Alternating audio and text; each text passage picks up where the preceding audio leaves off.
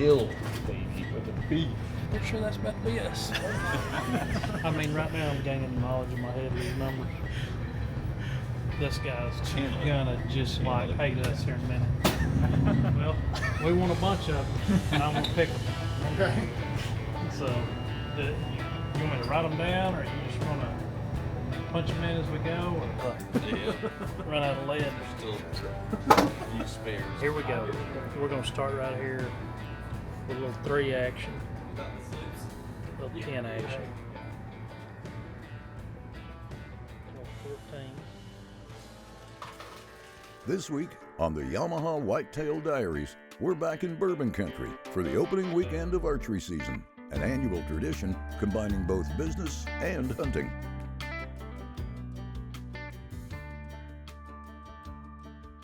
Opening weekend in Kentucky is it's a privilege. It's also timing-wise very advantageous. It's a great opportunity for us. And when I mean Yamaha, because we have new product coming out around this time every year. Most times to showcase the vehicles, build content around those vehicles, talk about what's new with those vehicles, but also sit in a stand at night, because that's part of who we are and part of what we love doing. So yeah, we're marrying kind of a work day with a fun, passion, lifestyle-related day. So for our first hunt, we had suspect wind this year. First spot we went to, we gambled a little bit. We knew if the wind was really bad, we might blow it up. We saw deer, we saw some good bucks, and never even reached for my bow, but had an awesome sit.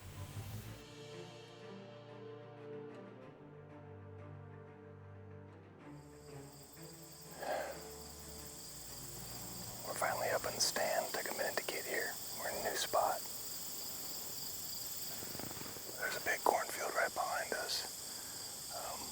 We're in off the road, maybe 500 yards, but I saw a real big deer a couple hundred yards off the road last year. Again, we think there's several shooters coming in here. It drops down this little holler or whatever. It's pretty nice. The wind's perfect here. It wasn't going to be really good anywhere near camp at the stands we have over there. So I'm going to shut up here in a second, and we're going to wait on the deer to walk in.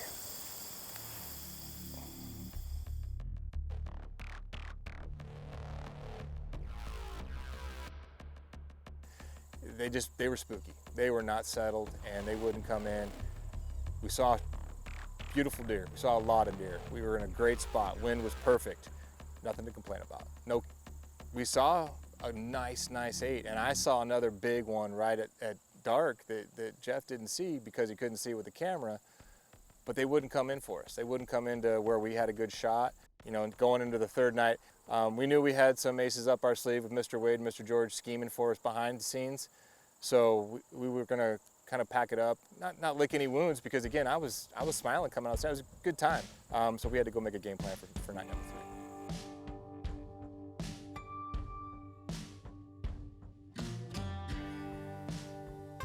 Yeah, third night ended up being a bean field. One that I think Wade has hunted in prior years. He's hunted this big tree, and they had another hunter in this tree all the way on the other side of the property of this farm. And he was looking for a giant. And then I, according to George, had multiple options as we would come to find out. So we were sitting there, and we're passing the time, waiting for prime time. We're not sitting there for very long, maybe half an hour, before I look over and I see horns through the trees, and these are good bucks. First one was a hard horn 10, and the second one was, I don't know, just some crazy tight, tall, massive, crazy character deer, still in velvet. They came in, they fed. The big one fed for a second facing me, turns around, gives me his backside, and walks straight away to the pond. Hard horn deer comes back in, and I know for a fact I'm not shooting that deer. Good deer. Awesome buck, another deer of a lifetime, but I just watched one much bigger, and I got one more night of hunting. And for all I know, I watched him push that hard-horn deer off the corn. He could come back and do it again. It's 7:30, again, 7:45. We've got a good half an hour left when all of a sudden the hard-horn deer back on the feed looks and kind of like almost looks at Jeff, or just past Jeff, through Jeff, stomps lightly, and out from underneath Jeff walks this horse, this massive body deer. Dude. Let's take this one, Jeff. This guy right here, this guy right here. We're gonna take him. I love this deer. I fell in love first sight. You know, it sounds stupid, whatever, I don't care. I'll own it. But I want this deer. This is the deer I've decided that is getting me going. They say, if you see anything else that you like, go ahead, and I'm done. I'm pot committed on this deer. He comes in, he pushes the hard horn 10 off. I get drawn, I get that Garmin Zero ranged, and I get the dot, and I let the arrow go. It went about mid-body, a little bit higher than you'd like, I think. And the arrow goes straight through him. And if I'm honest, I was ecstatic. Dude, I don't want to get my hopes up, but I feel like I put a good shot on a deer for once in a few years.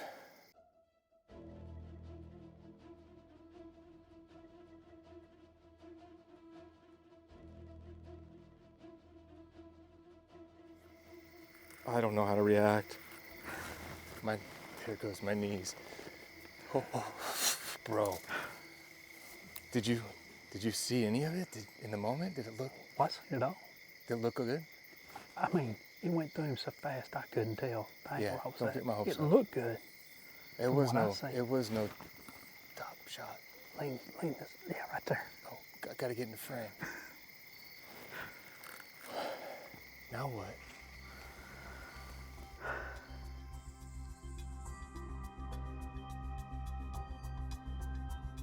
It's all hands on deck to locate Steve's buck.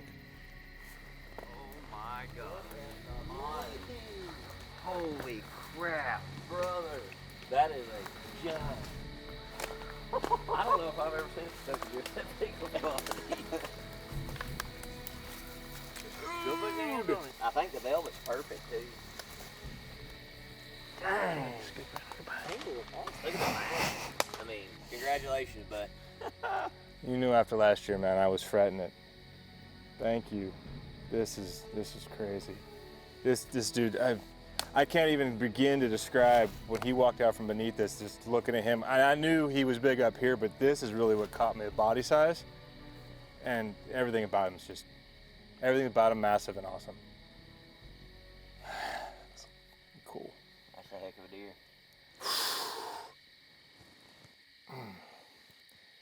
Thanks for your help, guys. Bud. Thank you for your help. How many Kentucky deer does that make for you now? Do you know? It's my third. Your third.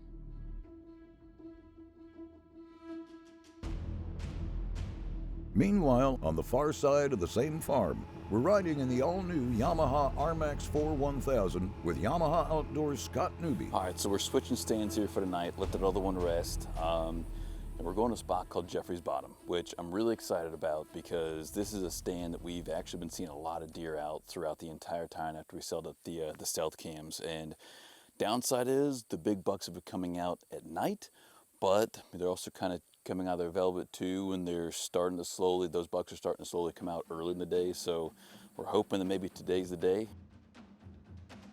Scott had a chance on day one, but a bout with buck fever marred his first sit.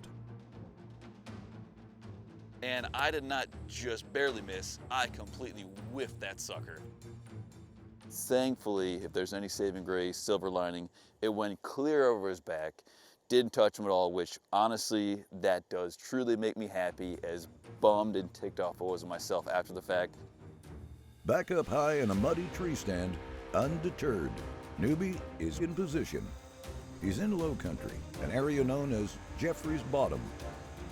It's a really pretty setup. It's kind of like a little wood strip that splits two big fields, and I got the Salt River that's behind me, and right out in front. I mean, we knew that there were deer along that area. We've been seeing a ton of deer on the stealth cams the entire time, but just the woods weren't playing right. But because my last 3 hunts, that spot was just kind of burned out, we wanted to let it rest. We go to Jeffrey's Bottom, which I think everyone is kind of excited about, just because we knew there were good solid deer and just a lot of deer in that area that I was the first one to be able to kind of be able to go out there and hunt, and maybe tonight was the night that one of those big deer decided to come out.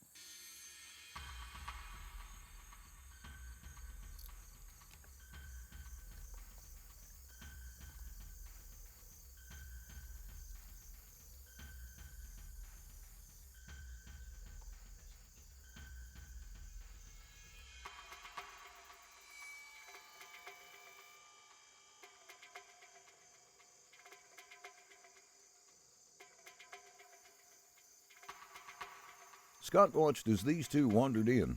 They had potential, but were young. Regardless, they were skittish.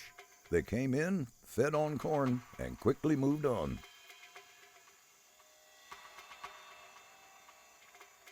Hunting solo is hard enough, but adding a second and camera to the mix makes it a whole different game.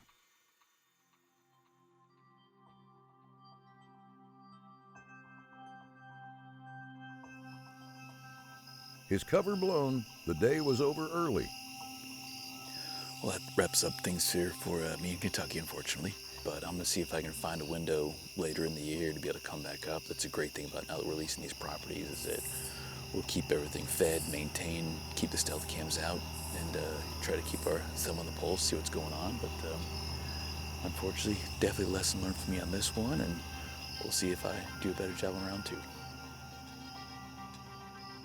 After a challenging sit on opening day, he decided to wait on better conditions. One of the obstacles this week has been the wind. An early cold front has pushed through, and a typically consistent wind is now swirling. The deer are on edge. I'm hunting a little area. It's a little block of woods, about 50 acres. I mean, there's a little hay meadow right there that's kind of fenced off, and it's corn pile hunting in a lot of this part of the world. A lot of guys also hunt soybeans, but we had it really, dialed in with a couple of big hawk ladder stands and really seeing some fantastic deer on the scouting cameras. The first night, man, it was really, really a great hunt in the sense of how many deer we saw. We saw a lot of deer coming in, cutting across the pasture, some of them off in the distance, some coming within range, came really close on that first night. The deer in this part of the world, I mean, and I know there's pockets of big deer everywhere. You've got a legitimate chance here at what everybody calls a Pope and Young buck with your bow, and far bigger. I mean, I've shot several really big ones over here, and I've had some get away from him.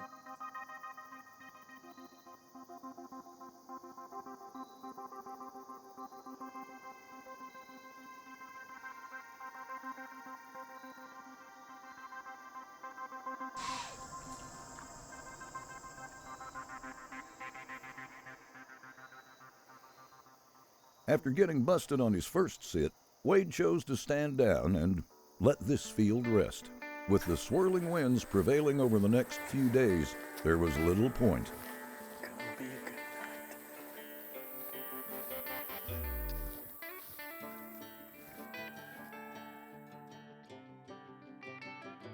I knew not to pressure it. I knew not to play the bad wind. I've made those mistakes many times in the past, and I knew I had a better wind coming up, and I was putting all my chips in to kind of come back out there later in the week. Brushing in the stand, I think, was really a big deal. When Gentry and I were in there the first day, the sun was lighting us up. I mean, it was really bad for him, and by doing all that, I felt it gave us a pretty good advantage. And the deer weren't even looking at us. They never paid us any attention. They were super calm. I was super calm. Everything was going according to plan. The big deer that I tried to get a shot at the first day that busted us with his buddies, he was kind of in the area. A big dominant 10 was in the area, full velvet, which I love. That's why I like coming over here. And everything was just working according to plan.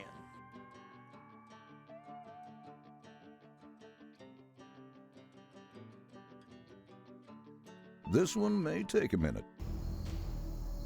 After biding his time and letting the big 10-pointer work his way in, Wade finally has him broadside, some 25 yards out.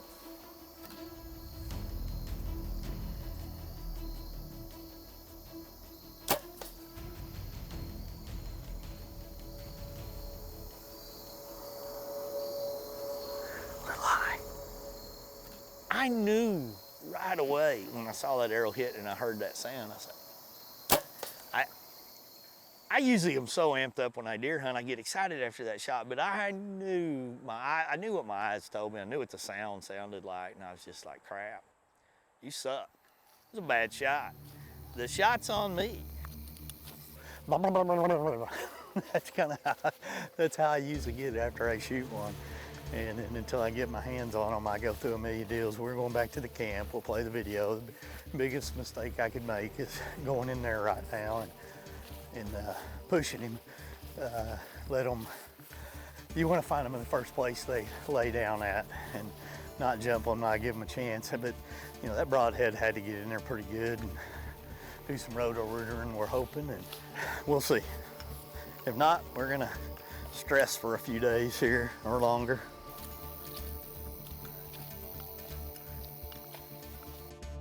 After heading back to camp and letting this rest for a couple hours, Wade and the crew are back out in force.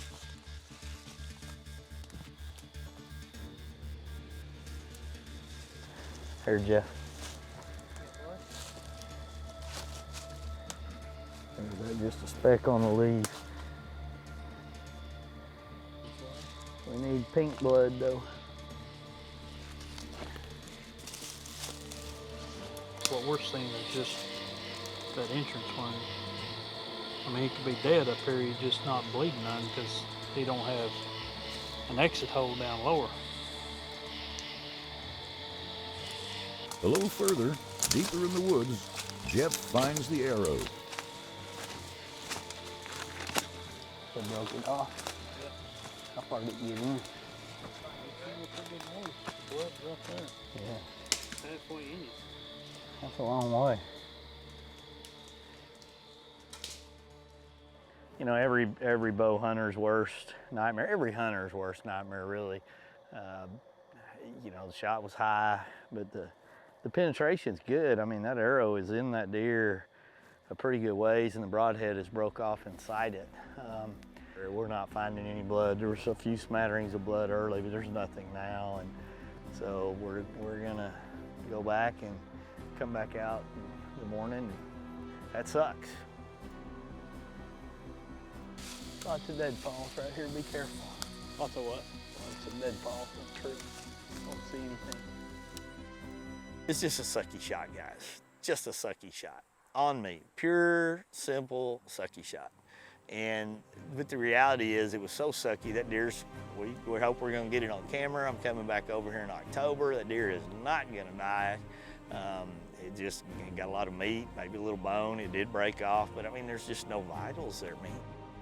And just as suspected, it wasn't even a month later when that same buck was spotted on stealth cam.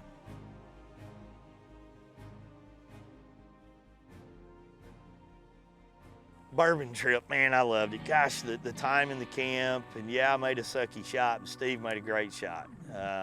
You know, Scott had a great encounter, had a lot of good hunts. So much fun, shooting bows, seeing new products, grilling, buying lottery tickets. Everything that a deer camp is supposed to be, that's what this trip is to us. I mean, you know, 10 years now we've been coming over here, great friends. To me, what a deer hunt and a trip should be. When I was younger, I wanted to kill the biggest, I wanted to do all those things. Now I want to hang out with my buddies, I want everybody to have a good time. But just a great, great trip, another one to Bourbon Country. Can't wait to come back.